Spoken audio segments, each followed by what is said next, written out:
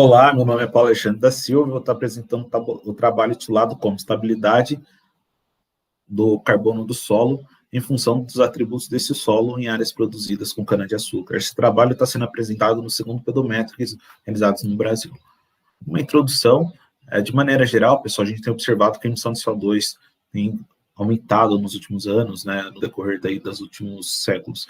E a agricultura e a indústria têm um papel muito importante. Então, pensando nisso, é muito importante que a gente adotamos práticas que tragam essa mitigação. E a cana-de-açúcar é um exemplo disso, porque o resíduo produzido, que seria a palhada, ela volta para o solo na forma de matéria orgânica, consequentemente diminui essa emissão de CO2. Então, pensando nisso, o objetivo desse trabalho foi o quê? Determinar a estrutura multivariada da variabilidade espacial do carbono via emissão de CO2 em áreas de produção de cana-de-açúcar no Cerrado brasileiro, tá? Isso com o cultivo de cana-de-açúcar, por meio das relações entre os atributos físicos e químicos com esse processo de estabilidade.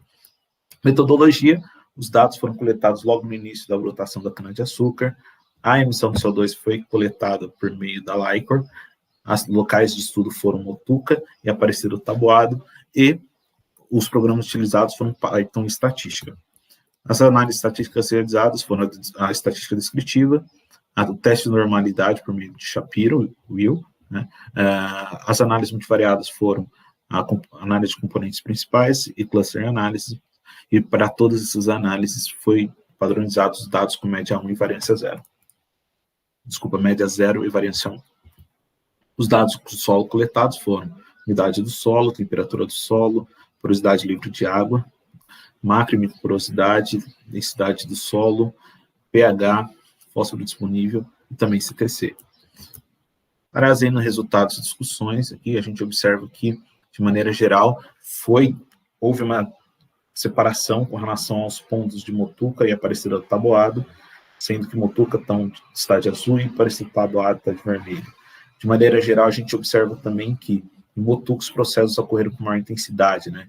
Mostrando que há uma relação direta com a umidade do solo, estoque de carbono no solo, CTC, fósforo, um pouco mais fraco com a emissão, né? E uma relação negativa com macro e PLA. Já quando a gente fala de Aparecida do Taboado, a gente tem uma relação alta com macro e PLA e inversos com relação aos variáveis de Motuca, tá? Isso vai refletir na estabilidade do carbono. Então, como a gente vai ter a incidência dessas variáveis, maior intensidade que acontecendo em Motuca, a gente consegue ver também uma maior estabilidade no processo de emissão. Então, regiões mais claras, tanto de alta quanto de baixa emissão para Motuca, como pode se ver aqui no quadro 1, né? E ao passo quando a gente fala do quadro 2, que é Aparecida do Taboado, a gente vê uma área de alta estabilidade, então mostrando que uma alta incidência tanto de valores altos, baixos e médios, e só quando nós vamos aqui em condições extremas, a gente vê uma incidência clara sobre baixa e média, mas também nada tão representativo, ok? Em função da quantidade de valores. Então, como conclusões, a gente vai observar aqui a análise, as correlações entre os coeficientes aqui, elas se correlacionaram dentro das áreas estudadas, sendo que os atributos físicos tiveram maior correlação com a emissão, e ao passo, e isso representou de maior intensidade em Motuca. Já Aparecida do Taboado, a gente teve alguns atributos também que se correlacionaram, né, sendo que foram os químicos, porém de forma aqui negativa, né, e isso interferiu na estabilidade. Além disso, pessoal, também, a gente observa que dentro de uma mesma área, a gente pode ver diferentes situações, de potencial acúmulo e potencial sequestro de carbono.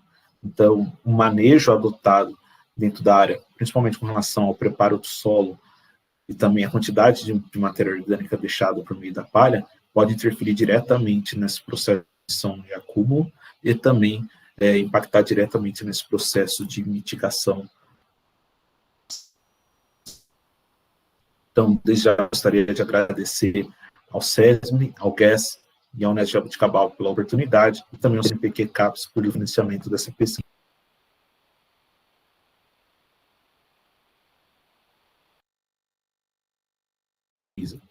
Segue as referências, em nome dos demais colaboradores, muito obrigado.